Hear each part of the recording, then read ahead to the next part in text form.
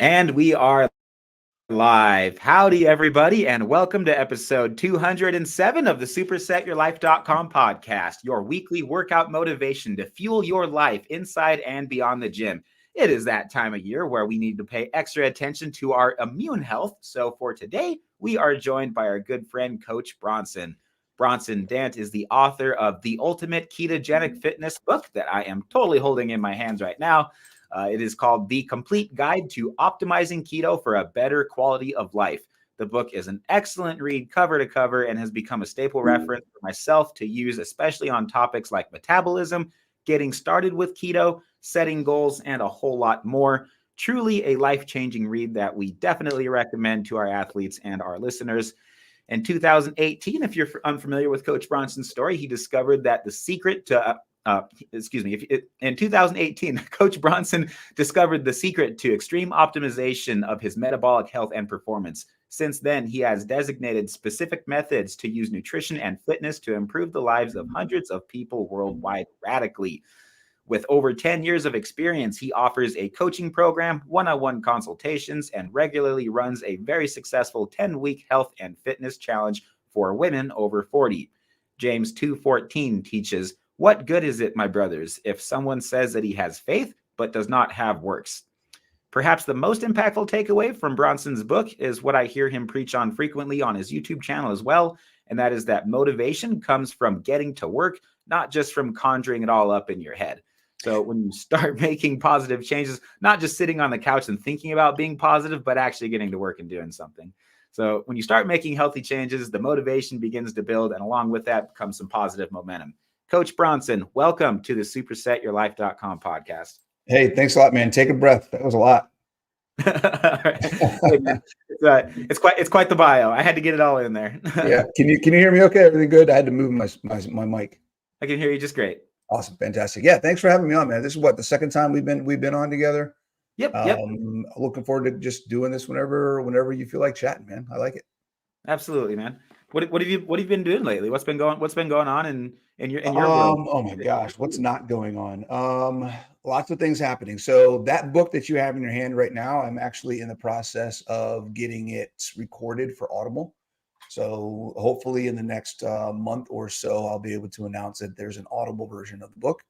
I have another book that is in content review right now. I have a handful of people that are reading it and giving me feedback. So then I can start writing some more and fixing things and changing things. And you got to go through several rounds of this process when you have a book, right? So it's been through a couple rounds of editing already. It's getting content reviewed. Then I'll do another round of editing, probably change a bunch of stuff, send it out again for another content review. Hopefully that's good. And then I can start looking at publishing. So if everything goes well, the next book coming out will be probably middle of next year. Sweet. What's the title of it going to be? I'm not sure exactly the title, but the idea is taking things up to the next level. So it's principles over protocols, which may end up being the name of the book. I don't know. That's kind of what I'm leaning towards right now. But the idea that we get stuck in the name of things, or we get stuck in I'm keto, I'm carnivore, I'm high fat, I'm high protein, I do PSMF, I do we get stuck in all these things that have names. We put boxes around them when really the aspects of all of those things that make a change in your body are the same. It doesn't matter. Right. Keto didn't heal you. Carnivore didn't heal you. Cutting out the crap is what fixed a lot of the issues. Exercise in general, moving your body. If you were sitting on the couch, it doesn't matter if you went to CrossFit, if you went to bodybuilding, if you went to bar class, if you went to, Orange Theory, you did something different. And the principles of what happened to your body are based on what you did differently, not what you did. Yeah. Right. And that's where a lot of people get stuck. So helping people understand what the principles are, how to listen to all the information and look at all the millions of things that people can do out there and the choices you can make and figure out what your context is, and then make the choices that fit your specific situation. That's the core of that book. Wow. I love it. Yeah. When I finished, after the first chapter or two on this one, I was just like, this book is clearly written by a coach. And I mean that as well. I mean that as a compliment. Yeah. It's easy to read. I mean, it's something that I can actually read and something that I can actually do something with. Yeah. Most of the books on my shelf, it's like I can't just read it like it's pleasure reading, man. Like I can't just read it cover to cover. Your book, Yeah. like I was able, it doesn't overcomplicate anything. It breaks it down in really simple science, and I just and it changed my life, man. It really did. That's awesome. I love it, man. I appreciate that. And that's really what I want to do. Like I love the science of things and I'll read papers and studies all day long. But that doesn't help most people because most people aren't like that. Most Yeah, people need to understand, and I attribute this to my career from being in IT, I was an engineer forever, but moving from engineering into other aspects of trying to work with people and help people understand how to use the technology. They don't need to understand ones and zeros and bytes and megabytes and CPU processing information, that kind of stuff. They need to know what happens if I click this button.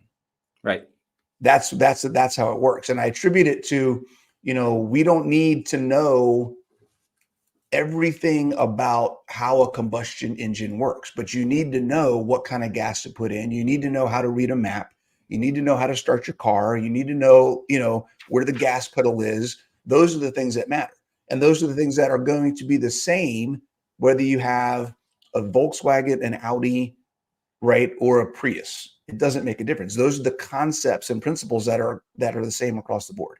So that's kind of where that's even though the engines of all of those are different. I love that analogy. I think that was in your book too, if I remember correctly. Does it surprise you how many people will drive a car, okay, and know exactly what fuel goes into their car, but yet somebody will eat something that has a nutrition label on it and not even read the ingredients that are on it, and if they do read it, probably don't even know what half of them are, and yet they would never even consider not looking at what type of gas they're putting into their car. I think people should treat their body as well as Yeah, they treat their absolutely. vehicles. Sure. Sure. Well, it's crazy because the cost is such a different presentation of the value, right? When we put gas in our car, we're spending money. We have to take our credit card out and put it in. We Yep. don't think about how much we're spending on our healthcare, or not even when we talk about a dollar value, it's the quality of our life. We're not even thinking about the cost of what we're eating and how it's impacting our ability to move around our house or take part in activities with our friends or do things with our kids or just our mental health. How are we depressed all the time? Are we motivated or lethargic? Do we feel like doing anything? Like there's so many other things that have to do with the cost of what we're doing and the impact. If I put the wrong fuel in my car's not going to work and not going to be able to go anywhere. Yep. That is the same thing, but it's just presented in such a different way in the human body because the human body, unlike a car, and this is what we're going to talk about when we talk about immune system, the human body is designed to adapt to those things. So when we're not putting the right thing in, the best thing possible in, our bodies will adapt because our bodies are designed to survive. And that's systems. Your car doesn't have an immune system. If you do something your car doesn't like, your car's just going to say, guess what? I didn't like that. I'm done. Right. And our bodies don't do that. They make up the difference. Right. Yep. Great. Can we dive into page 55 with number 1 of Sure. five ways to boost your immune system? Great. Yeah. Well, let's talk about the big picture first. Yeah. Before we get great. into the specific things, because really everything boils down to a concept that I want everybody to understand when we talk about immune system, and it alludes to what I was just talking about. Our bodies are great at survival, at adapting, at doing whatever it takes to make sure that you can take another breath today. That's what our bodies are designed to do. The immune system is a function of that. Okay. And when we talk about the immune system, I think many people, when we think about immune system, we think about the part of our body that fights illness, fights disease, fights sickness, viruses, right? Bacteria, things like that. The part of our body that heals wounds. Okay. So I want you to take that idea. The immune system is the part of our body that keeps us healthy when things are trying to hurt us. That's the core idea of the immune system. Now, ask yourself a question. what are the things that can hurt us? Are we talking primarily and only about diseases, bacteria, viruses, right? Injury? What about chemicals?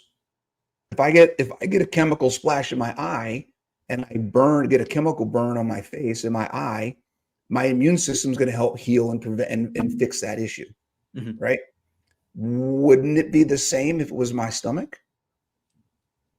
Wouldn't it be the same if it was my intestine or my mouth, right? The food that we eat is just as much a contributing factor in how our immune system functions as everything else. Not just from a functioning perspective, but from the level of effort that our body has to maintain to keep us running. Yeah. So if the idea of the immune system is to keep us running, how much are you doing that's keeping your immune system active when it's not needing to be active, versus when something actually gets presented into your environment that it now needs to do something, but then guess what? It can't because what's happening? We've overloaded it over here. Right. I'm doing all these things, right? I'm doing all these things, and I'm saying, hey, I'm going to eat this. I'm going to do this. I'm going to sit down. I'm not going to go to the gym. All of this different stuff, and then I get sick. And I hate to say the Ovid word, but that's exactly what we saw happen a couple years ago. Yeah. Right. 80%, 70%, I think at the time, just under 70% of Americans are overweight. Right. 40+%, almost 50% are obese. And we're looking at the number one factor of illness, death, and hospitalization in the pandemic was obesity. Because your body is so focused on trying to stay alive that when you introduce another level, it's the straw that broke the camel's back. When you introduce another level of something into your immune system just says, I give up. I can't do it anymore. Yeah. And that's where the whole rest of this conversation is going to start from. Great. I love it. I'm excited. We have some. We got a troll. We got a troll in the chat. Yeah, we do. I'm just gonna leave it there. That's okay. Yeah. So all right. So what was the first thing you had on there? Well, I just wanted to add one comment too, if I may. I just wonder how many. I wonder if why immunity and why so many of us get sick around the holidays is because we're closer together, because we spend more time together, or whether it's because our quality of food just goes down. nobody's on their diet around. Yeah, I'd love to see November and Christmas, or at least not most people. Yeah, I'd love to see a study of all of that, right? All the different factors, and it probably would take multiple studies over multiple years, multiple people. But I think the stress of the holidays has an impact, right? Just holidays for a lot of people is stressful. Mm-hmm. The food, definitely, people tend to have much more of a poor diet when it comes to the holidays and their food choices. And then obviously, yeah, you're traveling, you're seeing people you don't normally see, you're having more parties, you're doing more things. So you're just generally exposed to more things that your body has to protect against. So yeah, I think it's all the above. Very much so. So I love number one. It is muscle mass plays a vital role in maintaining your body's ability to heal and repair. Yep. Cool.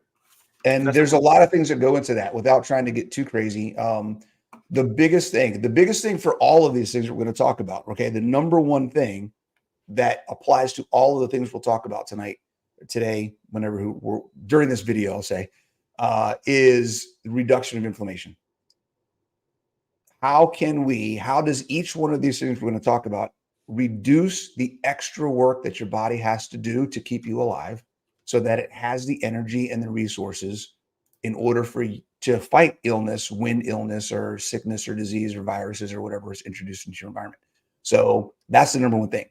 The more muscle you have, the more chance you have of reducing your overall inflammation, of having less injury risk, right? So your body you don't have to worry about breaking something or having an injury that your body then has to repair.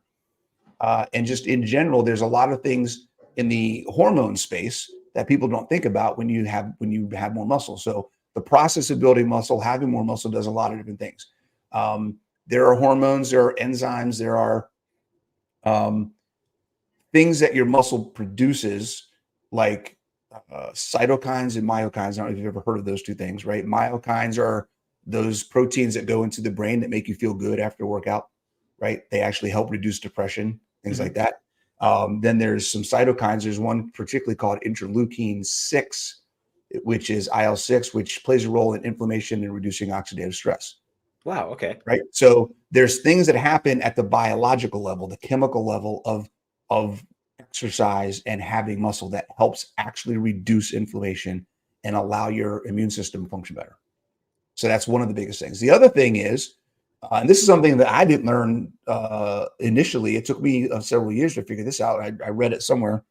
And then, of course, had to dig into it and be like, wait, what is this? I never knew this. So the lymphatic system, which is, we talk about, we get sick, our lymph nodes get swollen, all that kind of, that stuff happens. The lymphatic system is basically your body's sewer system. Okay. It's like we have our cardiovascular system, which gets our fuel and energy and blood and all and minerals and multivitamins all to our body. The lymph system is what takes all the byproducts and waste and all that other kind of stuff and does the exact same thing, but it helps flush and clean the body. It helps keep your body antibodies. It does all that stuff. Like it flushes and cleans the system. Unlike the cardiovascular system, which is a closed system with a pump, the heart, the lymphatic system, which is your core system for immune function, is an open system that requires movement to function, right? So if you are not moving your body, right? And this is something, if you've ever heard of lymphedema, right? That's the dysfunction of the lymph system. That is partially because people who are sitting around all day, their lymph system basically just falls apart and stops working properly. They get pooling of fluids in their legs. They get, all sorts of things start happening because their lymphatic system is no longer functioning the way it needs to function because they're not moving their body enough. So exercise, the process of building muscle, this is another reason why I call it just muscle, getting more lean muscle, because the process of building muscle in and of itself is going to improve your immune function because it's going to activate and stimulate your lymphatic system. That makes a lot of sense. Okay. And then we already started touching on inflammation a little bit. Yeah. That basically just segues right into there then. Well, it does segue right into there. And there's inflammation. We could just do this whole thing just off of inflammation because all of these things kind of go to that. But inflammation is number one thing for people to remember and realize that inflammation is not a bad thing. Okay. Inflammation is part of the immune process. So that's a big thing that for the longest time, until I became a health coach and started, really digging into this, looking into it, I never really thought of it this way. But if we have a fire, we need firemen to put the fire out. And that is the role that inflammation plays in the immune system. Okay. If you look up the immune system, what are the parts of the immune system? Inflammation, the inflammatory response is part of your immune response. It needs to be there because that's how we heal. That's the trigger to our body that, hey, something needs to get fixed. That's a great analogy. The problem is when we never turn it off. That's where we get a problem, because what happens with inflammation? Cortisol rises, right? There's some other things that happen that just kind of mess up our hormone balance in general. It's kind of a lead domino. Like from there, like you start getting back issues, a huge domino. You're too stiff, and then it's a huge domino. All our hormones man, that's a balance. It's a balancing act between all the different hormones, and you throw one off and it knocks a whole bunch of dominoes over. For sure. When it comes to inflammation, go back to the fireman analogy. If I have a fire, my firemen come and put it out and then they go home. That's great. They did their job. It was awesome. If I have a fire and then I start another fire, and then I started another fire, and then I started another fire, and then I have my firemen out all over the place, they never get a chance to rest, what's going to happen? The inflammation response is just going to be all over the place all the time, but it's not going to be working, and the fires are just going to get worse. Those firemen are going to ask for a raise too. Yeah, that is definitely that's definitely going to happen, right? And then we start throwing in other things, and then we start doing things differently. well, we can't go down this way because this place is always on fire. So let's start taking this other road. Right. And then we start getting into dysfunction because the systems that our body wants to use are so inflamed, it can't use them anymore. So now people have to start rerouting. Your body has to start rerouting around the city. Right. That's what the inflammation, when it's chronic, is deadly. It's not harmful. It's deadly. Yeah. Okay. And we see that when it comes to our nutrition choices, which we'll talk about. We see that when it comes to over exercise. I don't know how many people I work with who are not eating enough, which is a stressor and causes inflammation, right? Under eating is also a form of is also something that will cause an inflammatory response, right? It's something your body, it's not helping your body operate properly. And that's really the key here. Inflammation is a response to something happening that is keeping your body from operating the way it wants to operate. That's basically what that is. So if you're inflamed, it's because something happened that wasn't supposed to happen. Okay. So it's not a bad thing. You need the inflammation, but it's there to fix what happened. Right. Right. Over exercising is another one. I hear people all the time. This is a huge one with my women that are pre, peri, and post menopause. Right. We're dealing with the change. We've been told we can't work out because it's stressful. It's going to cause inflammation, and our bodies are going through too many things right now, and it's too much of a stressor for us to exercise. No, that's not how it works. Okay. Exercise in and of itself is a stressor, 100%, absolutely. But if you are not, number one, focused on building muscle in your exercise, and number two, scaling that exercise to your appropriate level, and then recovering and giving your body time to heal and repair, then you have a problem. If you're doing those three things, exercise is absolutely something that you can and should be doing, no matter how old you are, no matter what your gender is, no matter where you are in life. Yeah. Okay. The problem that I see is when I have women who are coming to me in their 40s, 50s, and 60s who are fasting, doing HIIT training and cardio 5 times a week, right? Not doing much weight training at all. And then coming to me saying that they can't sleep, they're having hot flashes, they're tired all the time. It's hard for them to get out of bed in the morning. And, they're always depressed, and it's just such a struggle keeping up with everything. Well, it's a struggle keeping up with everything because you're doing too much. Yeah. Take a break, relax. Yep. It's okay. Right. Yep. Go to the gym 3 days a week, train for 45 minutes, build some muscle, and have a blast. Take some time off, relax. Right. So that's where that happens. We tend to overdo things, and then we're the ones causing the inflammation. We're the ones causing the stress, and then wondering why I'm doing all these things, nothing's happening. Right. Very, very good. Hey, Taylor, what's going on? Super stuff. Okay, so then the mitochondria, that's the next part of it. Then is improving this was fun. This was like a throwback to science class, but I never really fully understood what the role of a mitochondria was until I started getting around people like you and Dr. Kelson and everybody else that talks about how we can, I guess, the important role that it plays in our body, and the importance of being aware of it and treating it properly. So. Yeah. And this is where the strength of the ketogenic diet comes in. And this is one of the reasons I put this in here, right? It's the idea of doing things that make it easy for your body to function. When you are fat adapted, when you are keto adapted, when you are operating in a ketogenic state, your mitochondria are the happiest little cellular structures that could ever be. They love burning fat. It's easier for them. They produce more energy, and it doesn't cause nearly as much stress as the processes they have to go through in order to burn glycogen. So that's really the simple thing when it comes to mitochondria. The less stress we can cause at the root of all energy production, the less stress we're going to see in a feedback loop from the rest of our body. That's basically what that's all about.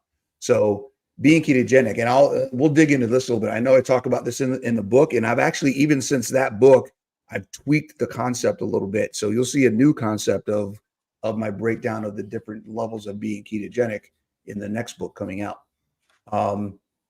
But there's a process that nobody talks about. And I am shocked that nobody talks about it, because I think, and I might be working on some other stuff in this direction, because I think there needs to be a paper, and I think there needs to be some official scientific stuff. It may be out there. If anybody's watching this, you can tell me information about ketolysis and its role in energy production, particularly in exercise science and sports. I would love someone to tell me. Send me all the info. So Colt, if you ever run into anybody talking about ketolysis in a ketogenic athlete or any of that kind of stuff, please send them my way. You got it. Basically, when we talk about energy systems, right? We talk about the ATP phosphagen system, stored ATP, right? So you got ATP in your muscle, you do something hard and fast, and you one rep max, you burn that ATP off, then you got to replenish it. Then we talk about the glycolytic system, right? Short, intense burst, sprinting, right? Interval work, those types of things. We burn glycogen, our body processes glycogen, turns it into ATP, and then we do stuff. And then we talk about oxidative, which is basically burning fat to create ATP to then do things for longer, slower, more endurance type work. Well, where does ketones come into that? Where does the fat adapted fuel system fall into those structures? We never talk about that, right? So we talk about the phosphagen system, which is basically, we just say stored ATP. Mm-hmm. We talk about the glycolytic system, which is focused on glycolysis, which is the breakdown of glycogen into ATP, right? We talk about oxidative fatty acid oxidation, which is a different process of breaking down fatty acids into ATP. We don't talk about, well, where do ketones come into this, and how do ketones get turned into ATP? If we say a ketogenic athlete, and this is where I think maybe, I'm just guessing, because again, I'm still trying to figure some of this stuff out, but maybe we've missed the point in that a ketogenic athlete isn't all about fat. It's about fat, ketones, carbs, and stored fuel. Right. And when and where and how the body is utilizing those things. So ketolysis fits into that somewhere. And I think it takes a big piece away from glycolysis and allows your body to burn ketones to turn into ATP, to contract muscles and do things at a rate that nobody is really sure of yet, that I've seen. I haven't been able to find any papers on how the body utilizes ketones for muscle contraction, how the body utilizes ketones in a high intensity interval training workout, things like that. So that's where that's just an example of, I think we still have a lot to learn, but that's kind of where we're at in the keto carnivore space, because so many of these studies are just now starting to come out, and then right. we're having to fight against studies that are funded by Google and Bill Gates and who knows what else. It's true, and there's so much. Like you said, there's so much that hasn't been done yet. Now, granted, where we are now versus where we were 10 years ago is a whole different story, and we're so much better off. And I don't think we're at a point now where anybody can look at the ketogenic diet and say, this doesn't make sense. Mm-hmm. Anybody that says that right now is willingly ignorant of the information and the evidence that's out there. And I'm finding those people that are posting like dumb reels and stuff saying that keto sucks or whatever. And I'm like, no, okay, I'm going to expose you. We'll see. Yeah, they are willing. They're making a choice to pick a stand. Yep. Which unfortunately for them is sending a message scientifically that's hurting a lot of people, let alone being straight up wrong. Well, that's the thing. I was going to say, it's scientifically, right? We have the data, and empirically, we have the people that it's working for every single day, and we know have all the anecdotal evidence that I have from all my clients and that you have from all of your clients. Exactly. So yeah, so that's where that comes from. So being ketogenic is one of the best things you can do. We can have a whole nother discussion about fasting and how that goes, but fasting is often touted as the best way to improve your mitochondrial health. And I personally do not see how that is the case. I think the ketogenic diet is a fasting mimicking diet. So you get all the same benefits of doing a whole foods, animal-based ketogenic diet as you would from fasting, and you get to supply your body with nutrition and energy at the same time. without feeling like you got to take 24, 48, 72. These people I'm seeing lately doing 72-hour fasts or week-long fasts. I'm like, you guys are missing the point immensely. So well, that's my take on it. And I think we can both agree there's certainly a whole host of health benefits to be obtained from fasting longer than 24 hours. And I would even encourage anybody to say, try it if you're on the ketogenic diet if you want, because it's 10 times easier than if you got carbs in your diet. If you're eating, it is. It's much easier to fast when you're keto, for sure. Absolutely. But I also think that a lot of people are looking at fasting as a magic pill. And again, they're missing the point. This isn't about weight loss. And the benefits that you get from fasting are exactly the same benefits that you get from eating a whole foods natural, a whole foods animal-based ketogenic diet and doing weight training, right? If you look at the list of all the benefits of fasting, right? Autophagy, all the different hormones you stimulate, every single one is reproduced when you exercise. Right. Every single one. The only one that's not is improved gut health. But is it fasting that's improving your gut health, or is it not eating crap that's improving your gut health? Right. So if you go to a whole foods ketogenic diet, animal-based diet, and you still eat 2 or 3 meals a day, and you're eating good food, I guarantee you'll see just as much gut health improvement as if you fasted all the time. Yeah, I would 100% agree with that. After one more note on that. So I just got finished doing 7 weeks straight of the Lion diet. So that was 49 days. You lasted longer than I did. Really? I did like 3 weeks. And I'm like, I'm done. Oh man, why'd you stop? It just kept getting better and better. I was like, I love this, man. I got to get my eggs. You know what's funny is I threw in eggs for the first time actually in months, because that's the fun thing about the Lion diet is that it's just like at the end of a fast. It's like whatever you eat, you can tell right away if your body if it's a yes or a no for you. And these were store-bought eggs, and so they just tasted gross. It's like nothing near as good as duck eggs or like actual chicken eggs. Do you have a good source for your eggs, or do you just? No, we just get whatever. I mean, we there's where we live, there's like 3 different stores. So if she's at one store getting something and we're like, hey, we need eggs, she'll get them there. She may be at another store somewhere. Yeah, it's kind of wherever. We eat so many eggs. If we were picky about them, we'd be broke. I hear you there. Yeah, I eat between 8 and 12 eggs a day. So, and then she's probably 4 to 6. That's crazy, man. Yeah. I'm spending about less than $1 a day right now on my food budget. Right, that's awesome. It's great. Yeah, I'm having a keto brick like every other day. We're influencers with them, and I'm pretty much just living on venison right now. So it's just red meat. Oh, that's awesome. That's fantastic. Shot the deer. So okay. Yeah.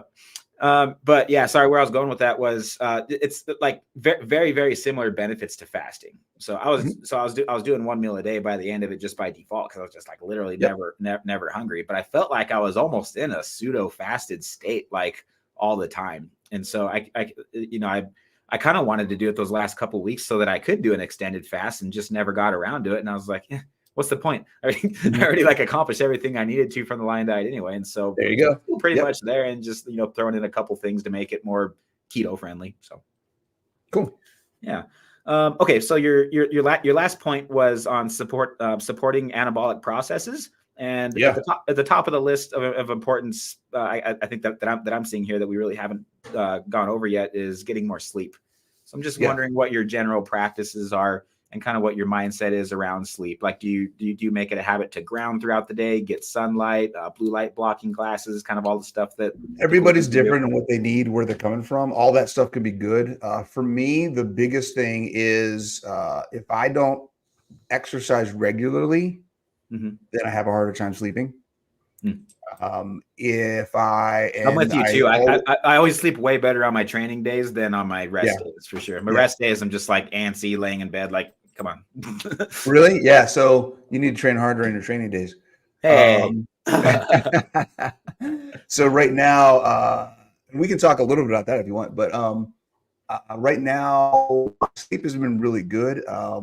The last couple of days, I had some jet lag that I was dealing with. I traveled to the West Coast for a week and then came back. So it took me a couple of days to kind of get back into a rhythm. But I take 400 to 600 milligrams of magnesium about an hour before I go to bed. And then Topically or orally? orally. Do you do any topical magnesium? That has, I started doing that a little over a year ago, Mm-hmm. and that has dramatically improved my sleep. Dramatically improved my sleep. Nice. So that's probably the biggest change that I made. Before that, we did we got some black light curtains. We got into a habit of making sure that the room was as dark as possible, turning off anything that had a light, that kind of stuff. So those are probably the two biggest things. And then temperature. I always drop the temperature at night. Okay. She hates it because she's always cold as hell, but I love it being cold. So we drop the temperature. We make sure it's black, as dark as possible, and then I do magnesium before I go to bed. Those are the three things I do. She tries to do blue light blockers before bed. She does magnesium. She does magnesium as well, and she also has because she's also dealing with some hormone stuff that she's trying to figure out. She does a cortisone blocker before bed. But yeah, again, everybody's got their own little thing that's different. Some people like to ground during the day. Some people, don't turn off no electronics or TV for 45 minutes to an hour before bed. All that different stuff. So whatever works for you. I have some clients that have the, sleep masks and put ear things on and listen. Sometimes, I'll do that too. Sometimes I'll put on some beta wave music, right? Mm-hmm. Listen to some music at, in bed, put it on a timer, that kind of thing. So whatever, but it's super important that you get your sleep figured out. If you're not getting enough sleep. Now, perfect world, I would say you're getting enough sleep when you wake up on your own. Mm-hmm. That's how you know you're getting. If you wake up on your own, you got enough sleep, right? Yeah. And I don't mean to wake up to go pee, right? I mean, wake up and, hey, I'm ready to start my day. Unfortunately, most of us don't live in a perfect world. So you want to try and get, I would recommend 7 to 8 hours of sleep at the most. That's what I try to get, or at the least. I think from experience, people that I've seen for the most part who get 6 hours or less on a regular basis, it really catches up to them fast. I know for me, it catches up to me fast. If I get 6 hours of sleep more than even it's 3 or 4 days in a row, then I'm like the next few days, I'm just a zombie. Mm-hmm. Right. So I have to get 7 to 8 hours. Even after a week, if I only get 7 hours in a week, and that's the most I get the entire week, by Saturday, I'm ready to just stay on the couch most of Saturday, just relax. Yeah. And try to take a nap or so. So, I got to get a couple of days a week where I get at least 8, but sometimes it depends on when you got to get up to go to work and stuff like that. So, but yeah, I think sleep is super important. And what people don't understand about sleep is that is your number one muscle building opportunity every single day, right? Testosterone is high, IGF-1 is high, all of the things, insulin is higher, Cortisol's high. all of the things that are designed for your body to say, it's time to build, are at their maximum when you're sleeping. So if you're not getting a good sleep, this is where that ties in. When I said cortisol's high, I meant towards the end of your sleep. Towards the end of your sleep. Well, because it starts swapping and getting you ready for the day. It starts to anticipate. Exactly. Yep. Exactly. There's a curve where your insulin comes up, your cortisol goes down, and they kind of crisscross as you're waking up. Yep. But this ties into what I was talking about earlier with a lot of my clients who are under eating, over exercising, over stressing about things, right? Overworking, and then their sleep is crap. And then that on top of all the other stuff, they're in such a poor environment that they've created for themselves, for their bodies to build and heal, even though they've changed their nutrition. All of these other things are they're fighting against themselves. Yeah. Right. So you can change your nutrition. That's great. You're going to see an improvement. But when you stack all these other things on top of it that you're doing that are completely under your control, right? Because it's your environment, it's your schedule, it's your routine. Those are the things that need to change that had nothing to do with your fitness routine. They have nothing to do with what you're eating. Yeah. These are all just lifestyle, daily decisions and routines and schedules and habits that you've got to look at because they impact all of it. Correct. 100%. How does caffeine affect one's sleep? I have. That's everybody's different. I've seen because most of my clients are like kind of strict carnivore, but I got like 8 or 10 people that are like coffee is in my diet and it is never coming out of my diet. Yep. Anything else you can change. I'm like, okay. Yep. I would say that everybody should try it for 30 to 45 days of cutting it out and just see what happens. Yeah. You might be surprised. I don't know. Coffee is of all of the different things out there, coffee is the one thing that you can find someone to make a case for every good or bad thing about what it does. Yeah, for sure. Right? And everybody's super passionate about it too. It's one of those things you don't want to argue with people about. Exactly. It's like religion and politics. Don't talk about my coffee. So yeah, I have seen some people who don't seem to have any problem at all. I've seen other people who, if they have coffee after 8 o'clock in the morning, if they wait too late for their coffee, then they're screwed for the rest of the day as far as trying to get to sleep later that night. Mm-hmm. So some people are good. I usually recommend if you drink coffee, try not to drink anything after 12 o'clock in the afternoon. Give your body several hours before bedtime. But again, you got to play around with it. And that's really the crux of this whole conversation, right? You got to play around and see what's working for you. Yep. If you've knocked everything that you can possibly think of off your list and you're still not seeing what you need to see, and coffee is the last thing on the list, why wouldn't you at least try cutting it out and see what happens? Yeah. Nothing's permanent. Even if you realize, crap, it is coffee that's causing this issue, now you have a choice. If you decide to go back and deal with that issue, and that's something you're just going to be okay with, that's cool. That's on you. That's your life. It's not mine. Have a blast. Yeah. Right. I'd say I would rather cut it out and know if it's affecting me or not than just assume that I'm never taking this out and I'll just do with whatever. But at the same time, struggle with how come nothing's ever working? Like, yeah. Yeah. May I ask for some of your thoughts on how I could improve my sleep? I'm finding it difficult to ground adequately throughout the day and finding it difficult to get sunlight. You just got to be deliberate about it. Okay. You got to set up time and make it happen. If you really want it to happen, you just got to put it in there and make it happen. Yeah. Okay. That's fair. Yeah. I mean, it's because that's not something, neither of those things are now, from a grounding perspective, you can get a mat, right? You can buy a grounding mat that you can have in your office while you're doing podcasts or working with clients, and you can walk around on that during the day, right? And you can have that inside, so it doesn't have to be an outside thing. So that's one option. You could look at that. Now, I don't know how expensive those are, or what the good ones are. I couldn't recommend one to you. And then the sunlight thing, I know Bart K has a real specific setup in his office that he swears by. So I'm saving up for what he does. Yeah, right. You could talk to him. I'm sure there's plenty of people out there. You could follow Mike Mutzel. Yeah. See what he's got. There's a few people out there that will probably have recommendations. And then as far as the sunlight, you just got to get out. The sunlight's a hard one, especially depending on where you live. Because obviously the further away from the equator you live, the longer you should technically be outside in the sun during certain times of day to get the full benefit of what you're trying to do. But anything's probably better than nothing. So if you can get out when you can get out, then get out and do something, right? That's kind of how I look at it. Okay.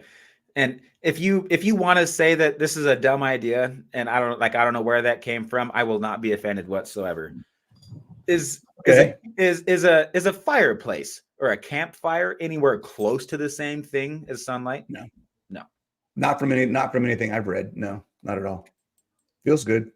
It feels good. I do it every day. I'm just hoping it works. I'm gonna see what my vitamin D. We'll see what my vitamin D is next time on my blood panel. Yeah. Cool. All right. Let's see. I think that's pretty much that's all that we have on immunity. I do have a creativity question for you, if that's okay. Yeah, well, let's talk real quick about the diet as well as another immunity thing. Okay, great. Right, because this is something that a lot of people. It's not something I'm an expert on, but it's definitely something I think a lot of people need to at least be aware of, and they can start going to dig out themselves. And that is the relationship to your gut, to your immune system. Yeah. Right. There is a huge relationship to your overall health, your immune system, and how healthy your gut bacteria are and your stomach and that kind of stuff. So What you eat matters immensely. The more you can reduce the stress on your stomach and intestines and internal systems, your gut, the more the less things you put in there that alter what it wants to do naturally, the better. I actually saw, which boggled my mind, and I saw it and then I lost it. An article that somebody was talking about the carnivore diet reducing gut microbiota diversity, and that being a good thing. And I was like, oh my God, where did that go? Now I can't find it because I've been saying that forever. We've been talking and we've been getting this message pushed on us for years. Now the gut is like the ocean. We don't know anything about it, right? There's so much we have yet to learn about gut health and microbiota and how all that stuff works. We have no freaking clue. I mean, people call it the second brain for a reason. It controls almost as much of our body as our brain does. Yeah, you got brain cells in your gut. Right. It's crazy. It's ridiculous. So we have no idea how it actually all works. Yeah. But I have been thinking this in the back of my head for years, hearing all this stuff coming from all the sources that all the other information we've been told for years is that we need, gut biodiversity. We need all these probiotics and prebiotics, and we need all the different billions of strains of gut bacteria. And I'm thinking to myself, wouldn't we only need all that stuff if we're eating a lot of stuff that our body has to be prepared for? If I'm only eating what my body naturally wants, that's a very small list of things. So why would I need this giant diversity in my gut if I'm only need to be prepared and ready to process a certain number of things? That seems like extra to me. That must be why so many people lose not just fat but you just see the scale go down. There's just less bloat after it's everything of eliminating those plants and those bloat, but just lectins that were causing all those issues in the first place. Yeah, overall interference. The whole idea of gut biome diversity to me just sounds like more people, more chefs trying to cook in the kitchen. Mm-hmm. It just sounds like too much. Yeah. Again, that's my unscientific. No, that's what it feels like when that's what it feels like when I eat a meal that has more than like 10 ingredients in it. Like usually by the end of the day, I've consumed a grand total of about 3 or 4 ingredients. Yeah. And that's venison, lamb, beef, salt, water, and like maybe some butter or something else, or maybe a keto brick, depending on the day. But like, that's pretty much it. And that's kind of going back to that transformational process about fasting, or about even just going keto or the lion diet or whatever. But you cut out all the other garbage, and it's like the difference between a cloudy day and a clear day. It's huge. Yeah. It's very, very hard to articulate in the English, but it's almost like you can, especially for someone who doesn't, you can see your body, you know your body so well, and to explain it to somebody that is eating 5 meals a day and most of them are processed foods, it's like you'll just never have a clue what it's like. And that's the hard part. That's what it's hard to explain when you're talking to people about what your life is like doing this, because they have no concept. Right. They don't even. It's. I got to remember the name of the book. There's a book called. Hold on. I can't even remember the name of the book. It's like something world. That is about. No, there's a book. I want to find the name of the book and I'll get it to you. About perspective. It's a short story, and it's basically about it's like a guy who lives in a one-dimensional world. All he knows is in front of him, left, right, around. Like it's all flat. And then he's introduced into somebody who's two-dimensional, who also has up and down. Right. And then I remember hearing about this in psychology class. They're introduced to somebody who's three-dimensional. Well, now we have perspective. Yeah. Right. And the idea of the two-dimensional person trying to explain to the one-dimensional person what his world is like. Yeah. It's so far beyond, like I just can't even. And that's where we are. It's like we're the three-dimensional people, and there's other people out there who are living in a 1 or 2-dimensional world trying to understand what our life is like. Yeah. It's nearly impossible.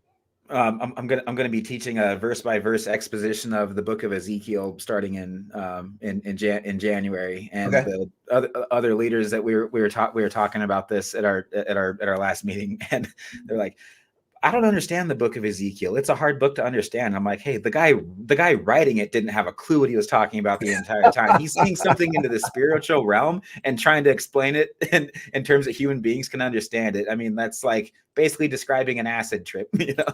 Right. Yeah. That's Cool. awesome. Oh, go ahead. Flatland is the name of the book. What was it again? Flatland. Flatland. Thank you for that. I love how much emphasis you're placing on digestion too. That's been one of our biggest discoveries too over the last year. Is just that, especially if somebody's cutting like in an effort to lose weight. This is mainly our bodybuilders that I'm talking about. We've gotten so much further just focusing on improving digestion, improving sleep, Sure. and focusing on hormones. And I mean, we stopped tracking calories like basically a year ago. Dude, I haven't tracked calories in 5 years. Yeah, exactly. It's And ridiculous. then even macros too. It's amazing how loose you can be with your macros if you just take your eyes off of how much you're eating and weighing every single crumb. Okay, like there's a time and a place for it. If you're on the hunt for a pro card, I mean, like, yeah, like this is a competitive extreme sport at the end of the day. But how much further we got by focusing on what we're eating and not how much of it, and not weighing every single thing. Because when we had Nate, I think Nate was probably our best testimonial this last year, because he has Crohn's disease, right? So he's like my most strict guy on his diet, because if he's not on his diet, like he'll die, basically. So we just refined it more and more until he was basically strict lion diet before he was stepping on stage, and was never hungry, was the most shredded, most peeled athlete on the stage. And yet he was eating more and didn't do a step of cardio. He didn't do one step of cardio. Exactly. It's crazy, isn't it? I love it. Yeah. But it's not possible. It's not possible. Right. Yeah. All comes down to digestion. And so, and that's the thing. I just feel like I'm learning by accident, because I'm his coach and I'm coaching like freaking 5 different people that have autoimmune issues that are doing this. And I'm like, I don't know, man. I want the same results that you guys have. So just do the same thing, right? That's the concept and principles thing, right? Yeah. If it's working, what about it is working? And then how do you take that and use it for yourself? Right. And when it comes to the digestion, when we say digestion, what we're really saying is we're increasing our bioavailability. Mm-hmm. Fixing digestion is about helping your body get more of what you're eating. So that's just another piece of the equation. Yeah. Very, very good. May I ask you a personal question? Sure. What does your writing habit look like? I'm a creative guy. I'm a content creator. A lot of our listeners are. I mean, you're busy. You got clients. I mean, like, writing with a pen on paper. When do you ever have time? I don't write on paper. Okay. I do everything electronically. I do everything in Google. I use Google Docs for everything. So do I. My writing habit is, what's the word? I would say it is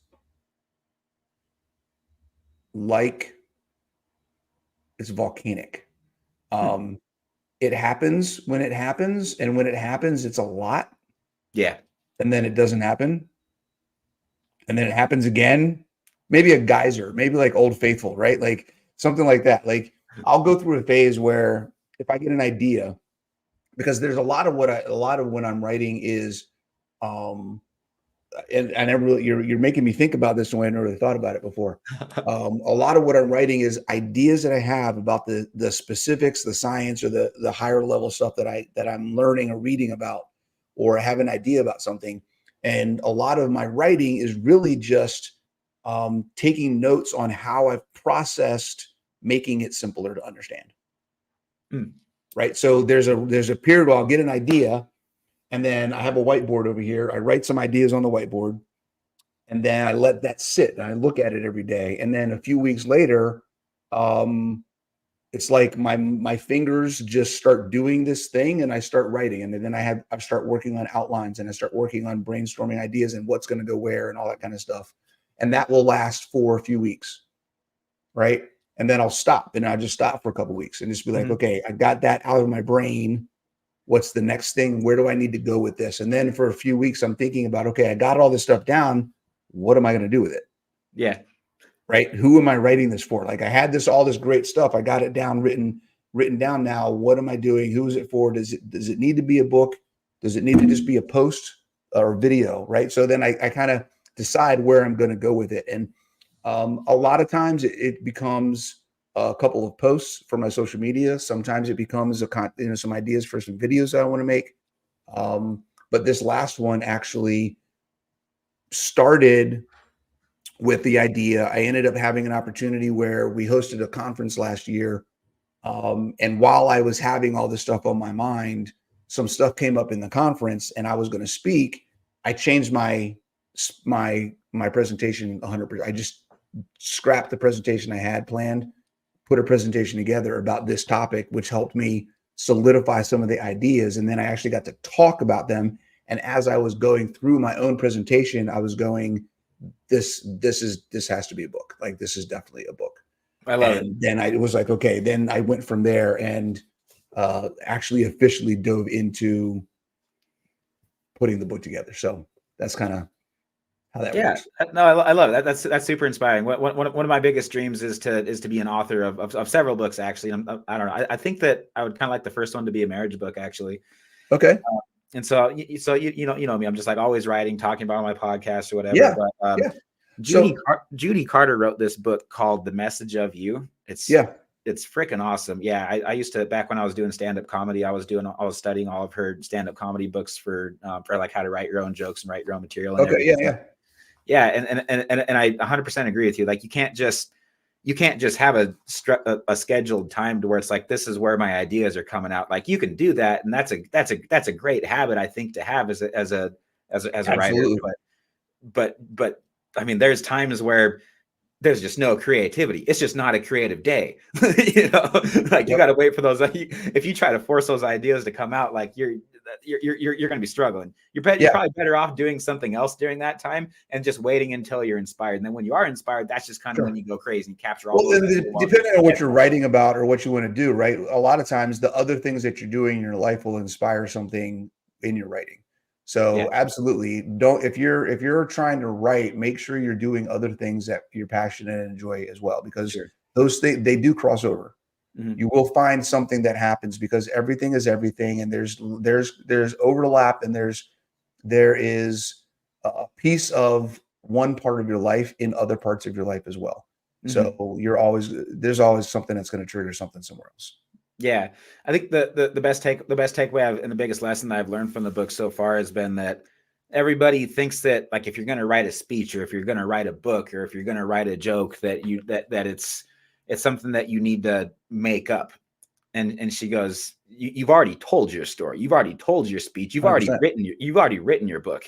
It's in all your emails and text messages and all the people that you talk to every day. Yeah. Yeah. Well, so the book that you got, the Ultimate Ketogenic Fitness book, 80% of that was blogs that I'd already written. Yeah. I see. Yeah. Right. So I was told when I first opened my gym in 2014, I had a mentor who had written a whole bunch of different books. And he's written some really good, he wrote some books that were just super impactful to me, when coming up into that, being a coach and trying to figure out who I want to be as a coach, that kind of thing. But he told me early on, he said, if you ever want to write a book, the first thing you need to do is just start blogging on a regular basis. And he said, at some point in time, you're going to realize that you have enough for a book. Yeah. And you can just take those all and package them into a book. Now, I did that. I have way more blogs than is in that book. But I've also learned a lot. So he didn't tell me this. I've also learned a lot by the time I was ready to write this book that was different than what I blogged about initially. Right. So that's kind of where I'm at with the podcast too. Like, when someone listens to like episode, like anything from 1 to 20, I'm like, just make sure you're current on the the fact that we don't track calories anymore and stuff like that. Exactly. So it's like, okay, so I've got all of these blogs that actually I could only use this many of them, and then I got to tweak those a little bit to update based on what I know now. And then that's where the book came out. And then beautiful. so that book came out in 2022. I can see your whole book just coming together the way that you're describing it, man. No, this is really cool. And then 2024 is when the next book comes out. So, a year and a half, 2 years in between. And there's going to be stuff in this that's different than in the book you have now. Yeah. Right. So you got to always be coming up with new things and understanding and learning and growing. So I'm excited for that stuff. I'm excited for the new one, man, because Robert Sykes's contest prep book was out of this world. Like, it was life-changing when I read it. And then when you read the new one, it's like there's no comparison. The new one is like literally 20 times better. He really mastered it. Yeah, it's 20 times bigger too. It is. Yeah. Do you have both copies, the new one and the old one? Yeah. Yeah. Awesome. Well, cool, man. Where can people go to find you? What's the name of your channel? Yeah, so my channel is Coach Bronson. My website is Coach Bronson. I'm Coach Bronson on Instagram. Everywhere you go, it's Coach Bronson. Absolutely. Everybody, go follow Coach Bronson. Appreciate it, man. Thanks. Yeah. Thank you so very much for your time. Absolutely. Take it easy.